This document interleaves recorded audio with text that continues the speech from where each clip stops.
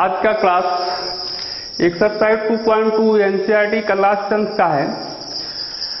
Balaji math and science hub में आप सभी लोगों का स्वागत है। यदि आप सभी लोग हमारे चैनल को सब्सक्राइब नहीं किए हैं तो सब्सक्राइब कर लीजिए और बेल आइकन को भी प्रेस कर दीजिए ताकि आपको यहाँ से कोई भी वीडियो जब अपलोड करें तो आपको नोटिफिकेशन प्राप्त हो सके। तो आज की क्लास में हम सभी लोग एनसीईआरटी क्लास 10 का एक्सरसाइज 1.2 देखेंगे। इससे पहले आप सभी लोग पढ़ चुके हैं अंकगणित का आधारभूत प्रमेय, उसी पर आधारित ये प्रश्न है एक्सरसाइज 1.2। तो फर्स्ट क्वेश्चन आपका है निम्नलिखित संख्याओं को अभाज्य गुणनखंडों के गुणनफल के रूप में व्यक्त कीजिए। तो यहाँ जो संख्याएं दी गई हैं इनके अभाज्य गुणनखंड ज्ञात करने हैं और उनको गुणनफल के रूप में व्यक्त करना है। तो फर्स्ट क्वेश्चन आपका है 140।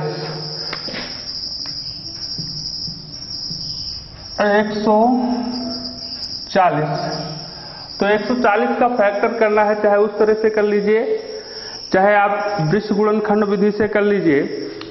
तो 140 अगर वृत्त गुणनखंड विधि से करते हैं तो 2, और 140 को 2 से भाग करोगे तो 70 आएगा। अब 70 को भी 2 से डिवाइड करोगे 2, और यहाँ 35 टू जा 70 होगा, और फिर 35 5 से डिवाइड होगा 5 से, तो 5 7 जा आपका 35 होगा। अब इस तरह से इसका फैक्टर आपका हो गया 140 बराबर आप लिख लीजिए 2 इंटू 2 इंटू 5 इंटू 7, और 2 को 2 गुणे 2 बार लिखा गया है, 2 टाइम्स लिखा गया है। तो ये आपका हो जाएगा 2 का पावर 2 इंटू 5 इंटू 7। इस प्रकार से 140 का फैक्टर हो गया 2 का पावर 2 इंटू 5 इंटू 7। ऐसे 156 को करना है। 100 सेकंड, ये फर्स्ट क्वेश्चन आपका था, फर्स्ट पार्ट। सेकंड पार्ट 156 भी 2 से डिवाइड होगा, तो 2 और 2 7 जा 14, एक बचा होगा 16, 2 8 जा 16। अब 78 भी 2 से डिवाइड होगा, तो 2 और 2 3 जा 6, और एक बचा 2 9 जा 39। फिर आपका ये 3 से डिवाइड होगा, तो 3 और 3 1 जा 3 और 3 3 जा 9। तो इस तरह से 156 का फैक्टर होगा 2 2 3 और 13। तो 156 का गुणनखंड जो लिखोगे 2 इंटू 2 इंटू 3 इंटू 13। तो यहाँ भी देख रहे हैं 2 बार लिखा गया है, तो इसलिए इसका घात हो जाएगा 2 और इंटू 3 इंटू 13। तो मतलब 156 का फैक्टर आपका हो जाएगा 2 का पावर 2 इंटू 3 इंटू 13। इसके बाद थर्ड क्वेश्चन आपका है 3825 3825। इसका भी फैक्टर आप सभी लोग कर सकते हैं। ये 2 से डिवाइड नहीं होगा तो 3 से डिवाइड होगा, तो 3 से जब डिवाइड करोगे इसको तो 3 1 जा 3, और 3 2 जा 6, फिर 2 जा 6, तो 2 बचा हो गया 22, 3 7 जा 21, और एक बचा, तो 3 5 जा 15। अब ये 1275 आ गया, ये फिर 3 से ही डिवाइड होगा, तो 3 से डिवाइड करोगे 3 चौक 12, और 3 दूनी 6, और 3 पचे 15। फिर ये 5 से डिवाइड होगा, तो 5 8 40, और यहाँ बचा 2 55 25। अब ये फिर 5 से डिवाइड होगा, तो 5 5 1 कम 5, और यहाँ बचा आपका 3, 5 एकम 5 तो 5 से 35, इस तरह से 138 3825 का फैक्टर हो जाएगा आपका 3 इंटू 3, तो 3 2 बार है तो 3 का पावर 2, 5 भी 2 मरतबा है तो 5 का पावर 2 और इंटू 17। इसी प्रकार से आपका फोर्थ क्वेश्चन है 5005 5005, ये 5 से डिवाइड होगा तो 5 से जब डिवाइड करोगे तो 5 1 जा 5 और 00 फिर 5 1 जा 5, ठीक। इस प्रकार से अब ये 7 से डिवाइड होगा तो 7 से जब डिवाइड करोगे तो 7 1 जा 7, 3 हो गया 30 तो 7 4 जा 28, 2 बचा तो ये 1 हो जाएगा तो 21 हो गया तो 7 3 जा 7 एकम 7 और 7 तो 28, 2 बचा 7 3 21। अब आपका ये 143 होगा। अब ये देखना है कि 143 किससे डिवाइड होगा। ये 11 से डिवाइड होगा, 11 से जब डिवाइड करोगे इसको तो 11 एकम 11 और 3 बचा 33, 11 3 33 और 13 अभाज्य संख्या है ही है। तो इस तरह से 5005 का फैक्टर हो जाएगा 5 इंटू 7 इंटू 11 इंटू 13। इस प्रकार से 74,429 है। इसका फैक्टर आप सभी लोग कर सकते हैं अपने आप, तो आप सब लोग अपना कर लीजिएगा।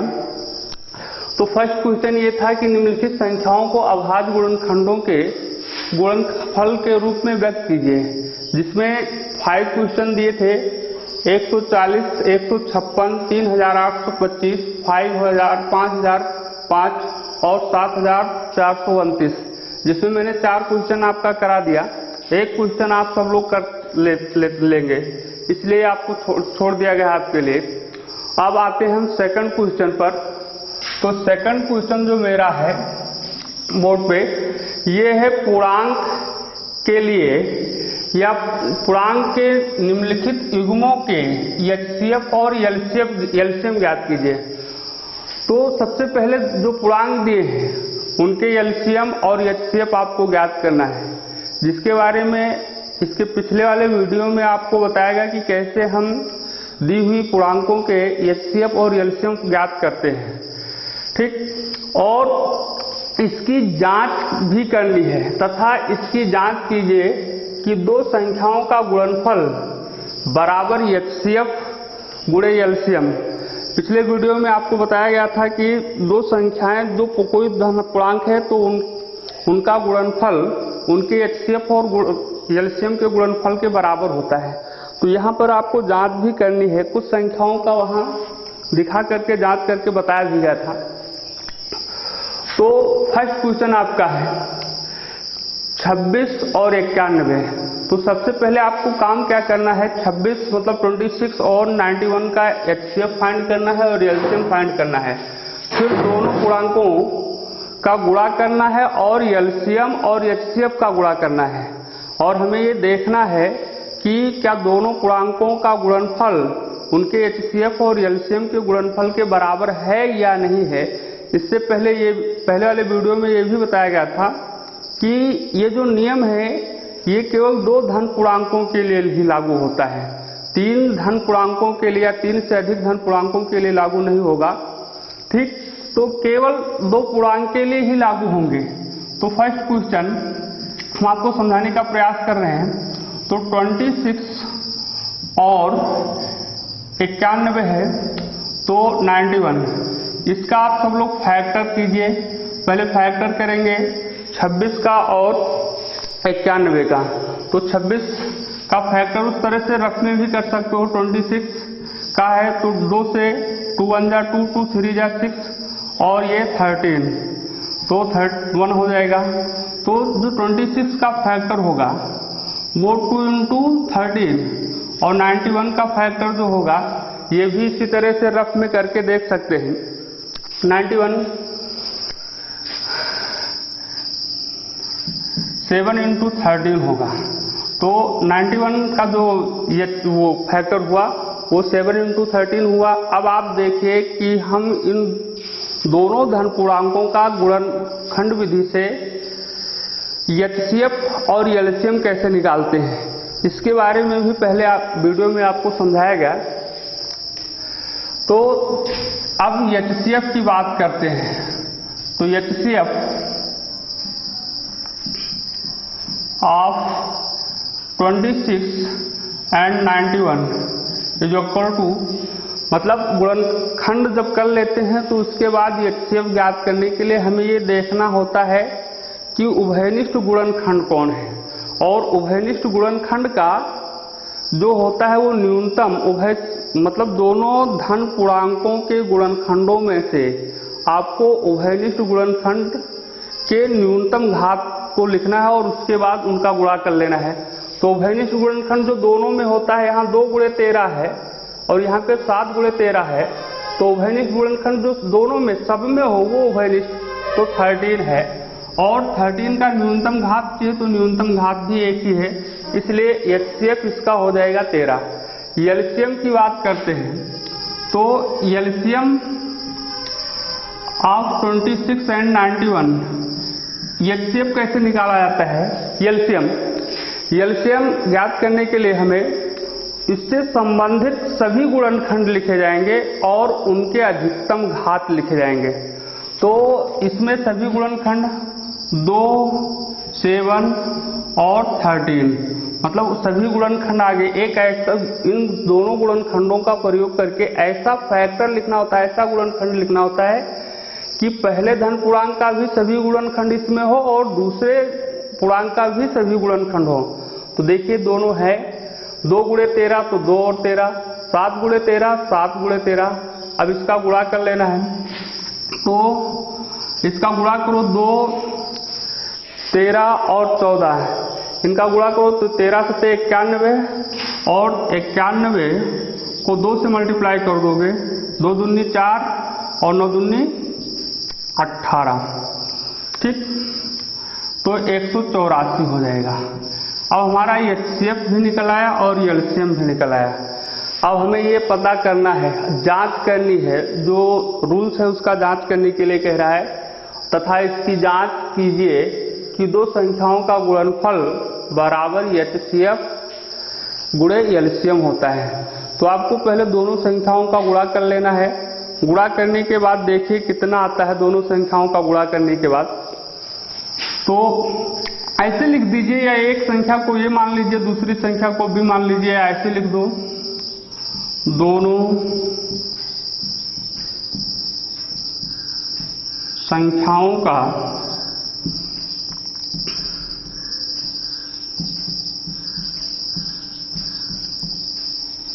गुणनफल बराबर, दोनों संख्याओं का गुणनफल ज्ञात करना तो 26 और इंटू 91, मतलब 26 और 91 का गुणा कर लीजिए।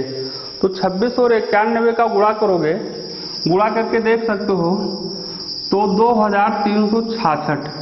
अब आपको एलसीएम, एचसीएफ और एलसीएम का गुणा करना है। तो एचसीएफ इंटू एलसीएम बराबर, एचसीएफ आपका है 13, एचसीएफ गुणे एलसीएम, तो एचसीएफ आप देख रहे हैं 13 और एलसीएम आपका है 184, मतलब 184। इनका भी मल्टीप्लाई कीजिए, तो मल्टीप्लाई करके देखोगे तो 2366 आएगा, मतलब 2366। अब हम देख रहे हैं कि दोनों संख्याओं का गुणनफल भी 2366 है और एचसीएफ और एलसीएम का गुणनफल भी 2366 है। तो अतः आप लिख दीजिए नीचे, ये जांच अर्थात ये जो रूल्स है ये सही है। अतः दोनों संख्याओं का गुणनफल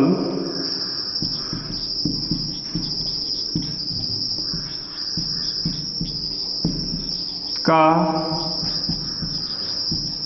गुणनफल बराबर हो जाएगा एचसीएफ गुणे एलसीएम। इसके बाद आपका सेकंड पार्ट इसका है 510 और 92। तो 510 और 92 का HCF और LCF ज्ञात करना है। तो 510 और 92, तो 510 का फैक्टर कीजिए और 92 का, तो 510 का फैक्टर ये रफ में करना है आपको, रफ में कहीं कर सकते हो। तो 502 से डिवाइड हो जाएगा, तो 2 दूनी 4 और 1 बचा 11, 2 पंचे 10, 1 बचा 2 पंचे 10। फिर ये 3 से डिवाइड हो जाएगा, तो 3 8 24, 1 बचा 3 पचे 15। फिर ये 5 से डिवाइड होगा, 5 1 5, 5 7 35, ये 17। तो 510 का जो गुणनखंड होगा 2 गुणे 3 गुणे 5 गुणे 17, और ऐसे 92 का भी फैक्टर कर सकते हैं। तो 92 का फैक्टर करोगे तो 92 का भी ऐसे रफ में करके देख सकते हो। तो 2 से कट जाए डिवाइड होगा, तो 2 चौक 8, 1 बचा 12 हो गया और 2 छक 12। फिर 2 से डिवाइड होगा, 2 दूनी 4, 2 3 6, और ये 13 से 23 से तो 1। तो 2 गुणे 2 2 मरतबा रहा है, तो यहाँ 2 का पावर 2 हो जाएगा और ये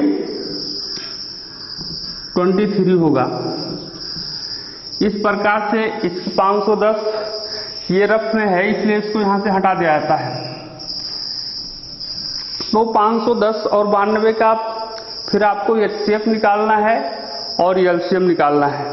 तो HCF निकालने के लिए आप करेंगे क्या, आपको बताया गया है कि दोनों गुणनखंडों में से उभयनिष्ठ गुणनखंड को ढूंढो और उसके न्यूनतम घात जो सबसे कम घात वाला है उसको लिखकर उनका गुणा कर लीजिए, वो HCF हो जाएगा। तो HCF of 150 and 92 is equal to, अब इसमें से हमें देखना है उभयनिष्ठ गुणनखंड कौन सा है। तो उभयनिष्ठ गुणनखंड केवल 2 मिल रहा है, उभयनिष्ठ गुणनखंड केवल 2 है, तो 2 लिखते हैं और घात इस पे लगेगा न्यूनतम घात जो कम घात वाला होगा। तो यहाँ पर घात 1 है, यहाँ पर घात 2 है, तो कम घात 1 है तो यहाँ 1 लिखेंगे, तो HCF भी 1 हो जाएगा। अब LCM कैसे निकालेंगे, LCM आपका जो निकलेगा वो LCM में क्या करते हैं, हम दोनों पूर्णांकों के गुणनखंड में से सभी गुणनखंड लेते हैं। जैसे 510 का फैक्टर है 2 × 3 × 5 × 17 और 92 का फैक्टर है हमें मिला है 2 का पावर 2 × 23, तो उसमें से सारे गुणनखंड लिखने हैं। एक ऐसा फैक्टर लिखना है जो सभी गुणनखंड आ जाए, मतलब इन दोनों गुणनखंडों से संबद्ध गुणनखंड और उनमें उन गुणनखंड का जो घात होगा अधिकतम वाला होगा। तो 2 का घात 2 × 3 × 5 × 17 और × 23। अब इसका हम सभी इस जो ये रिजल्ट मिला मुझे ये गुणनखंड, इन सभी गुणनखंडों का गुणा करा लेना है। तो इनका जो गुणा कराएंगे ये हो जाएगा 2 दूनी 4 और गुणे 3 गुणे 5 गुणे 17 गुणे 23। अब इस सबका गुणा करा लेना है आपको, जितना गुणा कराने के बाद आए वही इसका HCF हो जाएगा। तो ये हो गया आपका 4 से 12 गुणे 17 पचे 85 और गुणे 23। मल्टीप्लाई तो सब लोग कर ही सकते हैं, इनका गुणा करा लीजिएगा और इसी प्रकार से फिर आपको जो इसकी जांच करनी है इसके लिए आपको करना ये है कि दोनों संख्याओं का गुणा करा लीजिए, 510 और 92 का गुणा करा लीजिए, गुणा कर लीजिए। फिर लिख लीजिए दोनों संख्याओं का गुणनफल बराबर 510 गुणे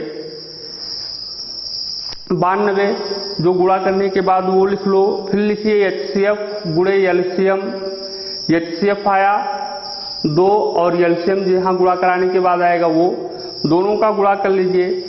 तो दोनों संख्याओं का गुणनफल और HCF गुणे LCF के मान बराबर आ जाएंगे। तो उसके नीचे आप लिख लीजिएगा, अतः दोनों संख्याओं का गुणनफल बराबर HCF गुणे LCF। और थर्ड क्वेश्चन जो आपका दिया गया है ये 336 गुणे 54 लिख गया है, जो है 336 और 54 दो धन पूर्णांक है। इनका भी इसी प्रकार से HCF और LCM ज्ञात करके आपको फैक्टर करना है। तो ये इतने शेष काम बचे हुए आप कर लेंगे स्वयं। अगर नहीं कर पाते हैं या कोई परेशानी होती है तो कमेंट बॉक्स में बता देंगे, तो हम फिर से आपको समझा देंगे। अब आपका अगला क्वेश्चन है थर्ड, 17, 23 और 29 का गुणा कर लेना है। 17, 23 और 29 का गुणा करके देखिए कितना आता है। तो जब गुणा करोगे तो आएगा 11,339 इसका मल्टीप्लाई होगा। ऐसे थर्ड क्वेश्चन आपका है 8, 9 और 25 का भी HCF और LCM ज्ञात करना है। तो थर्ड भी लगा देते हैं, करा देते हैं। तो थर्ड आपका 8, 9 और 25, तो इसका फैक्टर हो जाएगा 2 का पावर 3, मतलब 8 का गुणनखंड जो होगा 2 गुणे 2 गुणे 2 लिखेंगे, तो इसीलिए 2 का घात 3। ऐसे 9 का जो फैक्टर करोगे 3 इंटू 3, 3 गुणे 3, तो 3 का पावर 2 हो जाएगा। और 25 है तो 25 का गुणनखंड करोगे तो 25 गुणे 25, 5 इंटू 5 लिखा जाएगा, तो 5 का पावर 2 हो जाएगा। अब यहाँ पर हम जब HCF निकालेंगे तो HCF आप 8, 9, 25 जो इक्वल टू आप जानते हैं जो HCF होता है मासापा महत्तम समापवर्तक लिखने के लिए हम सभी गुणनखंडों में से उभयनिष्ठ गुणनखंड का न्यूनतम घात लेते हैं। तो उभयनिष्ठ गुणनखंड इसमें कोई नहीं है, मतलब 1 है, 1 लिखा नहीं गया। तो जहां पर उभयनिष्ठ गुणनखंड हमें कुछ नहीं मिलता है वहां पर हम HCF जो लेते हैं 1, तो इसलिए इसका HCF जो होगा 1 हो जाएगा। ऐसे LCM ये जो इक्वल टू LCM में क्या करते हैं हम, LCM में बार बार आपको बता रहे हैं कि LCM में आपको करना ये है कि जितने धन पूर्णांक दिए गए हैं, जितनी संख्या दी गई उसके गुणनखंड से संबद्ध सभी गुणनखंड लिखे जाएंगे और उन सभी गुणनखंडों का अधिकतम घातों का गुणनफल जो होगा, घातों को जो मानों का गुणनफल होगा वही LCM हो जाएगा। तो इसमें सभी गुणनखंड लिखे जाएंगे। तो 2 का पावर 3 इंटू 3 का पावर 2 इंटू 5 का पावर 2, या इस तरह से देख लीजिए। पहले सभी गुणनखंड लिख लो, तो 2 गुणे 3 गुणे 5। अब 2 का घात कितना रहेगा, अधिकतम घात वाला 2 एक ही जगह है तो इसलिए 3 ही लगेगा। 3 पर घात 2 ही लगेगा क्योंकि एक ही जगह है। 5 पर घात 2 लगेगा। इसका मल्टीप्लाई करोगे तो ये 8 हो जाएगा, ये 9 और ये 25, यहाँ 2 है बेटा पावर। ठीक, अब इसका आप मल्टीप्लाई करा लीजिए। 8, 9 और 25 का जब मल्टीप्लाई कराओगे तो जो आएगा वो LCM HCF होगा। LCM तो जब गुणा कराओगे तो गुणा करा के देखिए कितना आता है, ठीक है। और गुणा कराने के बाद जो आएगा वही आपका HCF हो जाएगा। ठीक, गुणा करा लीजिएगा। हम अब चौथे क्वेश्चन पर आते हैं। तो फोर्थ क्वेश्चन जो मेरा है वो इस प्रकार का है, HCF of 306, 357 is equal to 9, मतलब 306 और 357 का HCF 9 दिया गया है और LCM 306 और 357 ज्ञात कीजिए। मतलब 2 धन पूर्णांक दिए हैं, एक संख्या 306 है, दूसरी संख्या 357 है और उसका HCF 9 दिया है और हमें 306 और 357 का LCM ज्ञात करना है। मैंने पिछले वीडियो में चर्चा की थी, जब किसी 2 धन पूर्णांक दिए होते हैं उनका HCF दिया होता है या LCM दिया होता है। तो कोई एक संख्या ज्ञात मतलब 2 धन पूर्णांक दिए हों और HCF दिया हो, LCM ज्ञात करना होता है तो हम सूत्र का प्रयोग करते हैं। वो फार्मूले, वो संबंध का प्रयोग करते हैं जो कल आपको बताया गया कि दोनों संख्याओं के गुणनफल उनके HCF और LCM के गुणनफल के बराबर होते हैं। तो वैसे फिलहाल हम गुणनखंड विधि द्वारा दोनों का अलग अलग से भी LCM ज्ञात कर सकते हैं, लेकिन हमें वो गुणनखंड विधि से ज्ञात करने की आवश्यकता नहीं है क्योंकि मेरे पास HCF दिया है। तो हम करते क्या है, इसके लिए एक संख्या को ये मान लीजिए, तो 306 को मैंने ये मान लिया, तथा दूसरी संख्या जो है B मान लीजिए 357 और HCF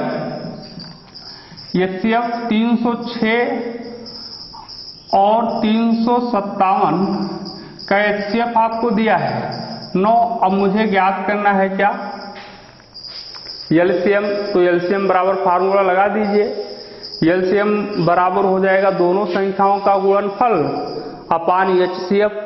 तो यहां लिखिए, अतः LCM आप 306 357 ये जो इक्वल टू हो जाएगा कि 7 है बेटा, ये इंटू B अपान HCF आप 306 कामा 357। तो ये क्या प्लेस पर ये का मान रख दीजिए, ये बराबर आपका 306 है, 306 और इंटू B के स्थान पर 357। अब क्या करना है, बटे HCF है तो HCF आपका 9 है, 9 से डिवाइड कर दीजिए, 9 त्रिक 27, 3 बचा 36, 9 चौक 36, तो ये हो गया 34 गुणे 357। अब इसका मल्टीप्लाई कर लीजिए, वही आपका HCF आ जाएगा। तो जब मल्टीप्लाई करोगे तो आएगा 26 नहीं, तो मल्टीप्लाई करके देख लीजिएगा, जो आएगा वो लिख लीजिएगा आप लोग, ठीक। अब आगे 5वें क्वेश्चन पर आते हैं। 34 और इसका मल्टीप्लाई करके यहाँ जो आएगा वो लिख लेना, वही मल्टीप्लाई सब लोग कर सकते हो। 5वां क्वेश्चन थोड़ा दूसरी तरह का है, बहुत ही अच्छा क्वेश्चन है, इस पे तमाम क्वेश्चन मिलेंगे इस तरह के, तो इसी क्वेश्चन में समझ लीजिए। ये लिखा है, जांच कीजिए कि क्या किसी प्राकृत संख्या n के लिए 6 पावर n अंक 0 पर समाप्त हो सकती है। पहले हम 6 पावर n 0 पर समाप्त हो सकती है, इसका मतलब पहले समझ लीजिए। जैसे 6 का पावर 2 है, अब 2 है तो इसका मतलब 6 इंटू 6 इक्वल टू 36। 6 का पावर 2 किस अंक पर समाप्त हुआ, 6 पर समाप्त हुआ। 6 का पावर 3 कर दिया जाए तो 6 गुणे 6 तो ये आएगा 216। तो 216 भी किस पर समाप्त, किस अंक पर समाप्त हो रहा है, 0 जो इकाई स्थान पर आता है उसी अंक पर। तो ये प्रश्न यही कह रहा है, जांच कीजिए कि क्या किसी प्राकृतिक संख्या n एक प्राकृत संख्या है। प्राकृत संख्या आप लोग जानते हैं, क्लास 9th में पढ़े हैं। प्राकृत संख्या नेचुरल नंबर जो होती है 1 से स्टार्ट होती है, 1 2 3 4 5 6 7 8 9 10 11 12 ये सारे जो है नेचुरल नंबर हैं। मतलब जिन संख्याओं का उपयोग हम किसी वस्तुओं की गणना के लिए करते हैं उन्हें हम प्राकृत संख्या बोलते हैं, नेचुरल नंबर बोलते हैं। तो n की बात हो गई, कोई भी प्राकृत संख्या हो सकती है, 1 2 3 4 5 6 7 8 9 10 11 12 कुछ भी हो सकता है। तो प्रश्न यही कह रहा है मेरा कि 6 के पावर n मतलब n का कोई ऐसा मान है कि इसका जो मान हो वो 0 अंक पर समाप्त हो। तो इसके लिए हमें करना क्या होगा, देखिए कोई भी संख्या अगर 0 अंक पर समाप्त होती है तो वो संख्या 2 अंकों से निश्चित रूप से विभाज्य होगी, पूर्णतः विभाज्य होगी। एक तो 2 से विभाज्य होगा और एक तो 5 से विभाज्य होगा। जैसे मान लेते हैं 20 है तो 20 2 से भी विभाज्य है और 5 से भी विभाज्य है। ये हम नहीं कह रहे केवल 2 और 5 से विभाज्य है, 2 और 5 के अलावा किसी भी संख्या से विभाज्य हो सकती है, जैसे 4 से विभाज्य है, लेकिन हमें ये तय है कि अगर कोई अंक शून्य अंक पर समाप्त हो रहा है, मतलब उसके वंश डिजिट पर 0 है, मतलब इकाई स्थान पर 0 है, तो वो संख्या 2 से और 5 से पूर्णतः विभाज्य होगी, ये निश्चित है। तो इसके लिए करना ये होगा मुझे कि 6 पावर n जो है 6 पावर n इसका गुणनखंड कर लो। तो 6 पावर n को हम 2 इंटू 3 6 का फैक्टर करते हैं। पावर n लिखा रहने दीजिए। तो यहाँ 2 का पावर n इंटू 3 के पावर n भी कर सकते हैं। तो 6 के पावर n का जो अभाज्य फैक्टर मिला मुझे वो 2 का पावर n इंटू 3 का पावर n। ठीक, तो अब भी आपको बताया गया, मतलब जो संख्या शून्य अंक पर समाप्त होने वाली है, समाप्त होती है, वो 2 से और 5 से पूर्णतः विभाज्य होती है। तो 6 के पावर n के गुणनखंड में 2 तो है, अभाज्य फैक्टर 2 तो है, लेकिन 5 नहीं है। अर्थात ये संख्या मतलब n का कोई ऐसा मान नहीं है जो 6 के पावर n शून्य अंक पर समाप्त हो। ऐसे मान लेते हैं दिया होता 4 का पावर n, 4 का पावर n, तो ये भी आपसे पूछा जाए कि क्या ये शून्य अंक पर समाप्त हो रहा है, होगा n के किसी मान के लिए क्या 4 का पावर n शून्य अंक पर समाप्त होगा कि नहीं होगा। तो इसके लिए भी आपको क्या करना होगा, 4 का फैक्टर करना होगा। तो 4 को लिखोगे 2 इंटू 2, ये पावर 4 रहेगा ही, पावर n, तो ये हो जाएगा 2 का पावर 2 और n है तो 2n हो जाएगा। इसके भी अभाज्य गुणनखंड में 5 नहीं आ रहा है, 2 तो है, 2 और 5 दोनों होना चाहिए। मतलब जिस संख्या के अभाज्य गुणनखंड में 2 और 5 दोनों आते हैं वही संख्या का मान शून्य अंक पर समाप्त होगा, अन्यथा किसी संख्या का मान शून्य अंक पर समाप्त नहीं हो सकता है। जैसे आपसे मान लिया जाए 12 का पावर n है, तो n के प्राकृतिक संख्या के लिए पूछा गया कि ये क्या शून्य अंक पर समाप्त हो सकता है। तो ऐसे इसका फैक्टर कीजिए और देखिए उसमें 2 और 5 है कि नहीं है, तो बात आपके समझ में आ गई होगी। तो यहाँ पे हम लिखेंगे क्या, चूंकि 6 का पावर n के अभाज्य गुणनखंड में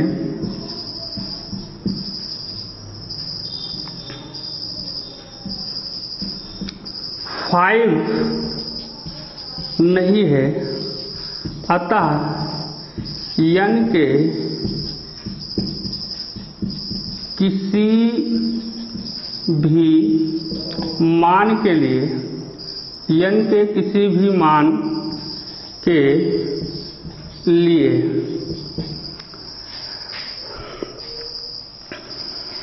या n के किसी भी मान के लिए 6 पावर n अंक शून्य पर समाप्त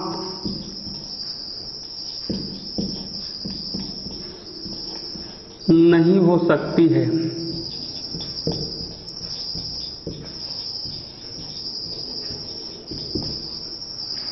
ओके, अब आपका अगला 5वां क्वेश्चन, गुणे 13 प्लस 13 को एक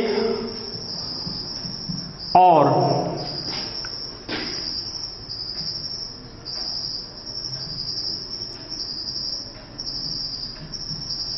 संख्या स्वयं के अतिरिक्त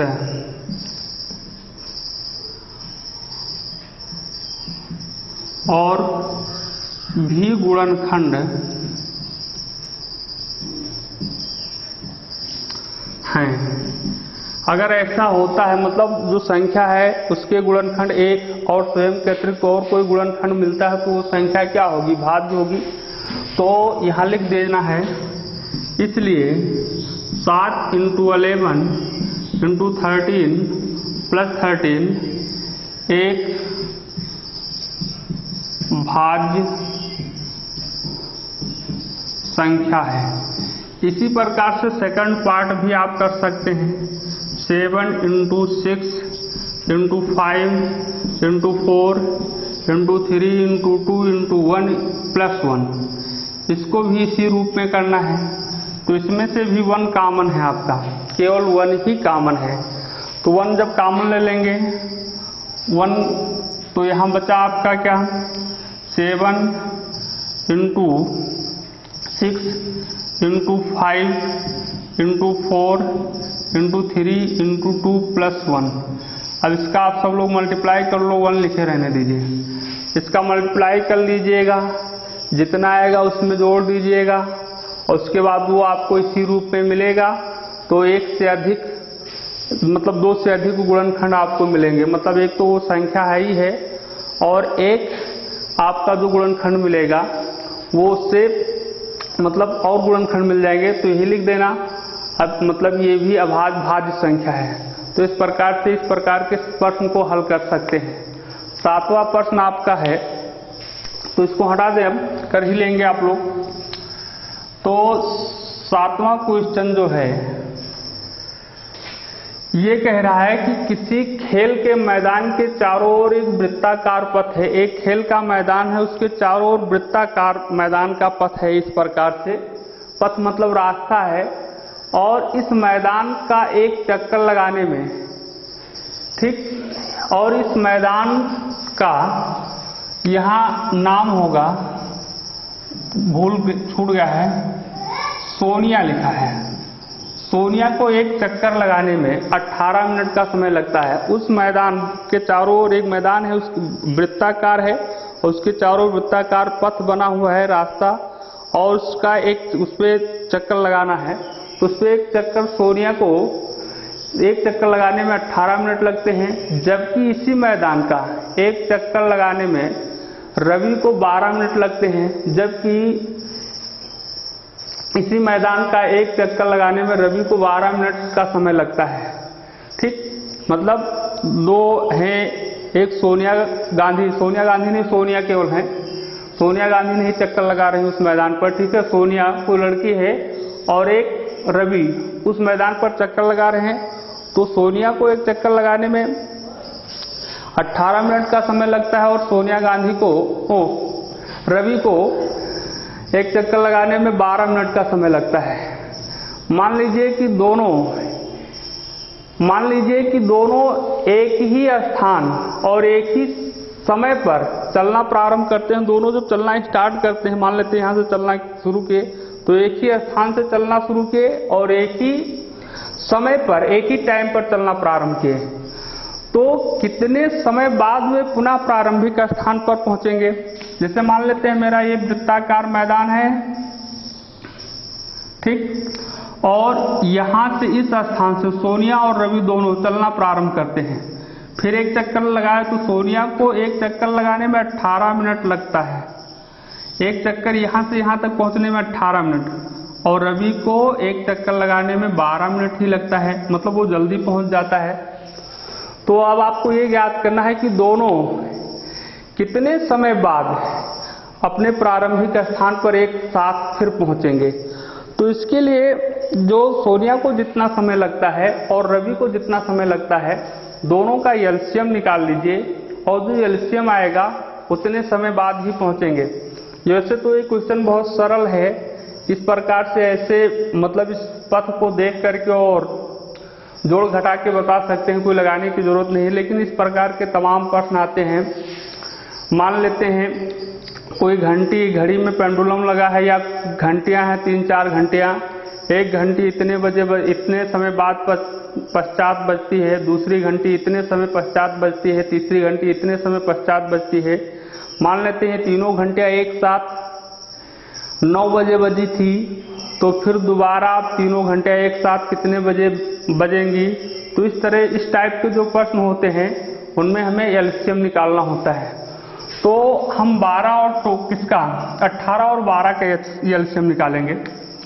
तो सॉल्यूशन तो 18 है, ये सोनिया को एक चक्कर लगाने में 18 मिनट का समय लगता है और रवि को एक चक्कर लगाने में 12 मिनट का समय लगता है। एलसीएम निकालना है तो फैक्टर कर लीजिए 2 इंटू 3 का पावर 2, 3 3 का 9 दूनी 18, 12 का करोगे तो 2 पावर 2 इंटू 3। अब एलसीएम निकालना है, ना कि एचसीएफ निकालना है।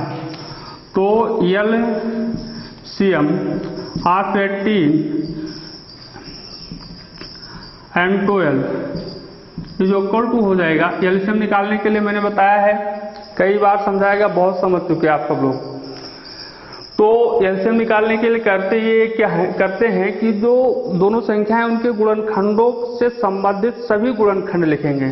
तो 2 और 3 ही है, और जो पावर इस पे लगेगा, घात जो लगेगा, घातांक जो होगा वो अधिकतम। यहाँ 2 का घात 1 है, यहाँ 2 का घात 2 है, तो यहाँ पर 2 लगेगा। और यहाँ 3 का घात 2 है, यहाँ 1, तो अधिकतम वाला 2 लगेगा। तो ये होगा 4, ये होगा 9, तो 36।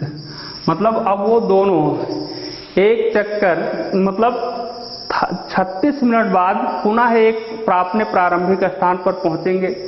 आप वैसे देख सकते हैं, सूर्य को एक चक्कर लगाने में 18 मिनट लगता है, तो वो 2 चक्कर लगाने में उसको 36 मिनट, और मतलब इतने समय में 12 मिनट में रवि एक चक्कर लगाता है, तो रवि 36 मिनट में 12 से 36, मतलब इतने मिनट में वो रवि 3 चक्कर लगाएगा और सोनिया 2 चक्कर लगाएगी। ठीक, तो इस तरह से लिख लीजिए।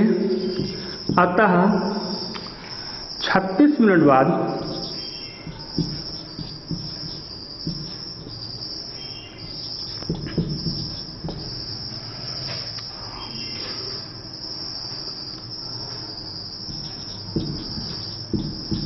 वह दोनों पुनः अपने